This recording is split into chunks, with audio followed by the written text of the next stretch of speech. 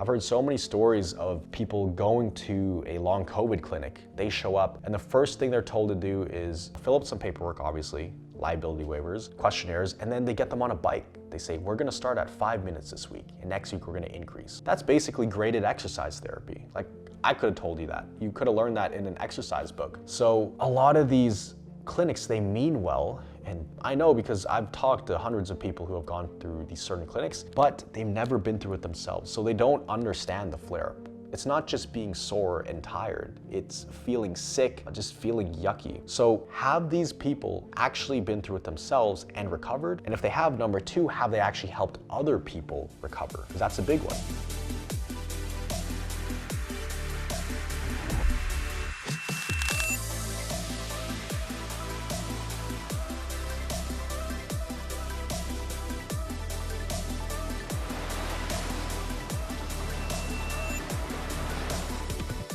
How's it going, Thriver? Miguel here from CFS Recovery. In this video, I'm going to be covering the topic of how do you know if you have CFS, and more specifically, what tests and scans should you get to rule out if this could be other health issues. Now, this can be a very, very confusing area for a lot of people. I know it was very confusing for me. But what you have to understand is there is no actual test that proves that you have CFS. Now, there is a test to prove that you have mitochondrial dysfunction, but even with that, that doesn't necessarily prove that you have CFS. Now, I want to make it very clear from the start that I am not a doctor. I'm not a medical professional. I don't have my degrees. I didn't go to medical school or anything, but I just happen to have had gone through my fair share of extremely debilitating symptoms that took me out of work, took me out of my life path, that really put me in bed for several months at a time. And at my worst, I was completely bedridden for 6 months straight, getting spoon-fed by my grandparents with crazy symptom flare-ups. And I spent 2 months after that in the hospital, where they pretty much said, yeah, your nervous system is extremely hypersensitive. You know, you could call this a whole bunch of different names: chronic fatigue syndrome, panic disorder. Some people would call this even fibromyalgia based on the pain that I was feeling. There's other names for it, somatic dysfunction. And if you're listening to this right now, please do not discount that this could be what you're dealing with just because I mentioned somatic symptoms, because there are so many different names for this. It's basically just a subset of symptoms that you experience. And so take this as just experience that I'm sharing with you. I'm not saying you 100% have CFS. I'm not saying you 100% don't, but just for the sake of this video and to help you understand that I'm not a medical doctor, do not take this as medical advice. Now, I'm gonna share what I've seen to be true and what's happened with me, and how other people have also come to the conclusion that they have CFS, and that way they can focus 100% on a singular path forward. Because if you know what you're dealing with, if you know this is CFS, if you know this is long COVID, then you can follow approaches that have been proven to solve CFS and long COVID. But first, you have to rule out any of these other health issues. Now, the most basic of things here is obviously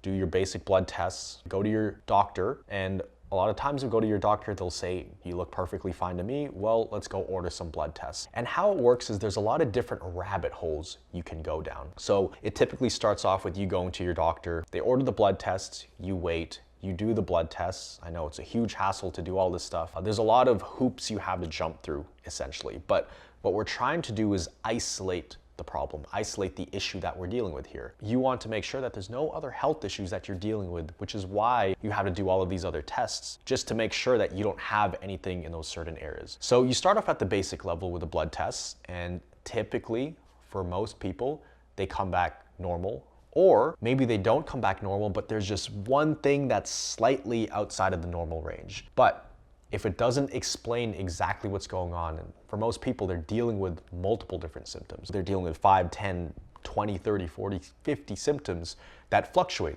that also go up and down. I myself, there were times when my magnesium was low when I was in the emergency room, or my electrolytes were low, and they would say, yeah, your electrolytes are low. That's why you felt like you were having a stroke. And that's what explains everything that you've been dealing with. And I knew in my heart, like, I've been dehydrated before and had low electrolytes. This was not it. Because low electrolytes does not cause you to feel like you're seeing flashing lights, like the room's spinning, like you feel nauseous, going on for several days at a time. So that didn't make sense. Now, when nothing really explains it, typically they refer you out to some specialists. So this is like the layer deeper. So you got the basic blood test done. Well, now they're saying, well, he's still dealing with symptoms, or she's still dealing with symptoms. Let's go figure it out. So the tests I've done in the past that I would recommend other people do is, whatever the doctors recommend, of course. For me, I personally did an MRI, did a CAT scan, X-ray, ultrasound, more blood tests. And luckily for me in Canada, this is covered. If you're in other countries where they don't cover these things, you can inquire to get these done, and perhaps it will be covered, perhaps it's not. But you want to do as much as you can to leave no stone unturned, at least at the basic level. So for all of these different tests, they never found anything, of course. It all came back perfectly normal. But there were some things that would show up in my hormones. I can't remember the specific numbers that they were looking at, but they said, yeah, these are quite elevated. So that's worth another look. So a lot of these tests, they won't find anything at all. But the tests that they do find something that's worth taking an extra look, then you can go a little bit deeper, or you can go a little bit further down that path.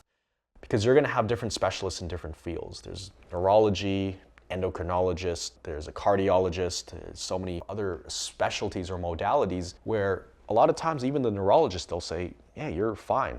They shine the lights in my eyes, they had me squeeze his fingers and do all of those things, I was fine. So they basically said, we don't need to do any further testing here. You've already passed the basics of basics and it would be pointless doing anything further than that. So go to endocrinologist and they say, yeah, something's going on here. Well, let's go further down this rabbit hole. Okay, so past that there's adrenal tests, a 4-point saliva test. And then we actually did find something which was adrenal fatigue.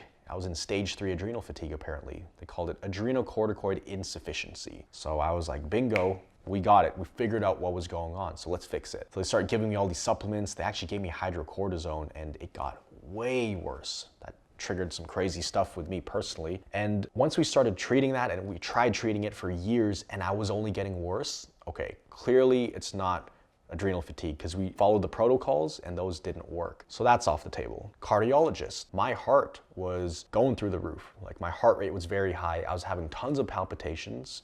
So we went further down that route. So now I had to get a Holter monitor test, and even the Holter monitor, it was within normal ranges. And the ultrasound on my heart, they didn't see anything. But they said it is kind of unusual that you have all these palpitations. Well, let's do a stress test. Basically put me on a treadmill and see how I do. And basically these different modalities, you can pursue it further and further. I did not make it to the point where I had to do a stress test because I was bedridden at the time.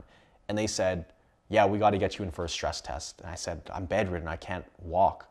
They said, well, there's doctors who are going to be there, so you're not going to die. We have a defibrillator. I said, I'm good. So you want to get these different things ruled out. And the biggest thing here is if they're saying that you're completely normal, and when I say they, I'm referring to doctors and specialists and trained professionals in the medical field. If you have gone through all these different routes and nothing is showing up that explains your level of symptoms, that's very important.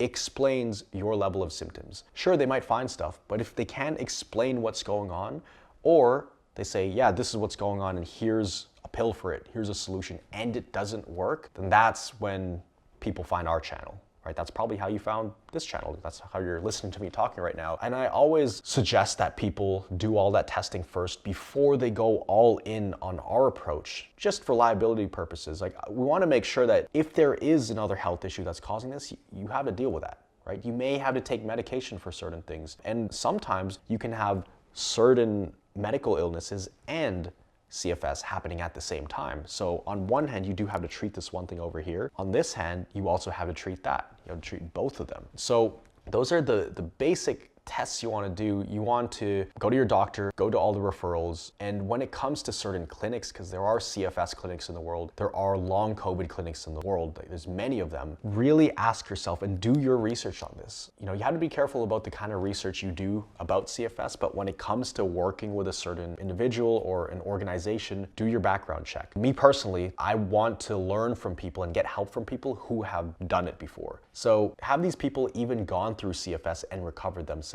I've heard so many stories of people going to a long COVID clinic. They show up and the first thing they're told to do is fill up some paperwork, obviously, liability waivers, questionnaires, and then they get them on a bike. They say, we're gonna start at 5 minutes this week, and next week we're gonna increase. That's basically graded exercise therapy. Like, I could have told you that. You could have learned that in an exercise book. So a lot of these clinics, they mean well, and I know because I've talked to hundreds of people who have gone through these certain clinics, but they've never been through it themselves. So they don't understand the flare-up. It's not just being sore and tired. It's feeling sick, just feeling yucky. So have these people actually been through it themselves and recovered? And if they have, number two, have they actually helped other people recover? Because that's a big one. These long COVID clinics, how many people are actually getting better? These CFS clinics, how many are actually getting better?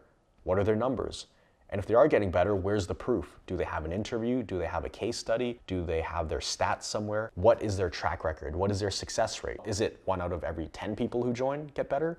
Or is it 9 out of every 10 people? For us, it's closer to 9 out of 10 because we have a very specific approach.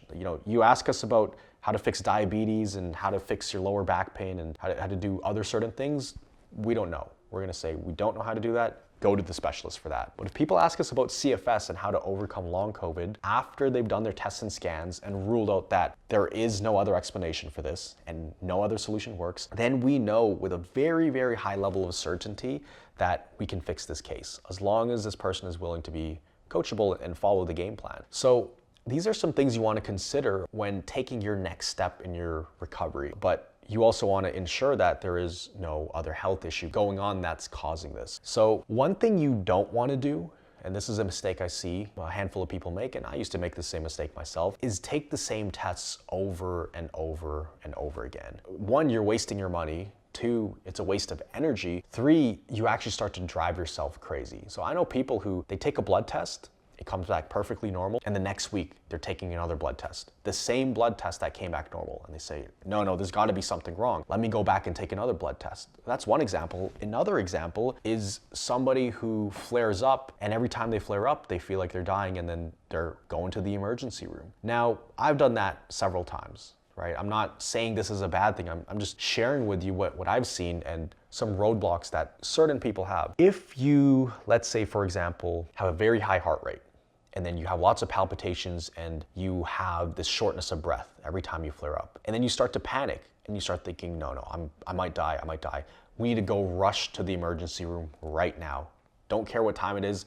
I may be dying. Let's go to the emergency room. Fair enough. That makes sense. So you go to the emergency room, they do all the tests, they tell you, hey, something's going on, but you're actually fine, you're gonna be okay. So you go home, your body calms down, you're pretty spent from that experience. So the next 3 days you feel wiped out. And then 2 weeks later, the same thing happens. So you go to the emergency room again to do the same tests that they already did 2 weeks ago. So that's fine, right? But now you've been told twice that, hey, what you're going through, this is actually, it's not life-threatening. You're gonna be okay. Your organs are fine, your heart's fine, your lungs are fine. And then you do it again 2 weeks later. Now we're getting into the territory of, okay, I'm just gonna keep taking tests until they find something, even if it's the same test. So you do that basically every 2 to 4 weeks. Now you're going to the emergency room every time you flare up. So you create this vicious cycle. That's what you don't want to do. Because what's the definition of insanity? It's doing the same thing over and over again, expecting a different result. And I've been there because I was that person who was going to the doctors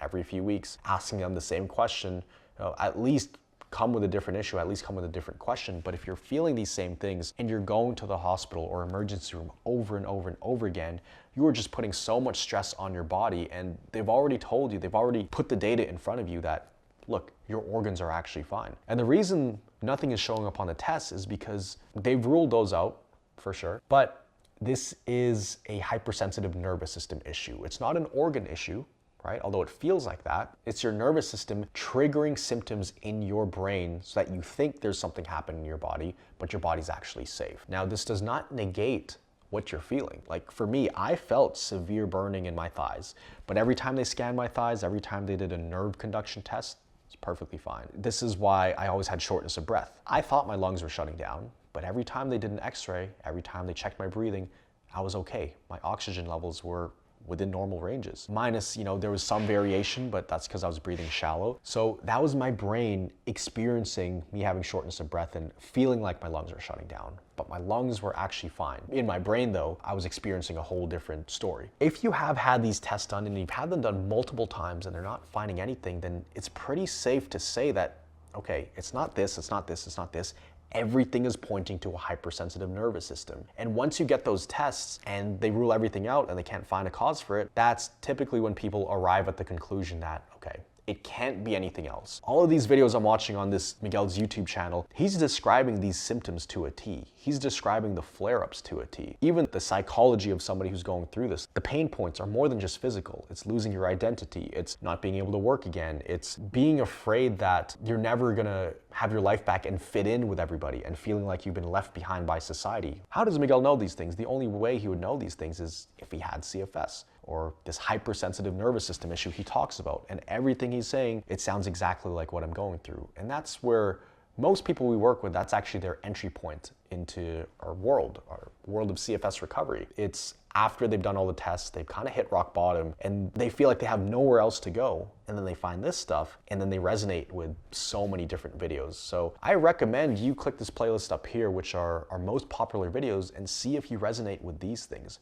Because if you have had your tests and scans done, ruled out all other health issues, and you watch these videos up here, even just a few of them, and they resonate with what you're dealing with, then this is something that you literally have the blueprint in front of you for. All of these videos, this is the answer out. Again, I'm not a medical professional, and by all means, if you want to go to the emergency room every few weeks, if you feel like you really have to do that, I'm not one to say don't do that, right? Because there could be something going on. But me personally, having gone through this process and this journey and seeing so many people go through this journey as well, I know that that would be a roadblock that I'd have to address. At some point, I have to believe what the tests say and change focus and try a different approach. Because again, insanity is doing the same thing over and over again, expecting a different result. So I hope this video helps. I hope you are well on your way to getting these tests done, or maybe you have got these tests done and you're following our content, implementing it and seeing some great results and really getting your health back. But if you did want some extra hands-on help, like obviously we teach things on this channel, but we do have a more hands-on approach where we can take a lot of these principles and figure out what do we need to apply to your specific situation right now. And we come up with personalized plans. We do a lot of group coaching, so you're actually part of a bigger community. At some point, I have to believe what the tests say. If you want some extra help, click the link down below. You can apply to one of our programs and see if you're a good fit for something like this. And if you are, we would absolutely love to help you get to thriving health. So always remember that you are a thriver and you're just one mind shift away from living a life with thriving health. I'll see you in the next video. I'd say that CFS recovery is absolutely the real deal. I actually felt like somebody had answered, like somebody explained what was going on, and it all clicked.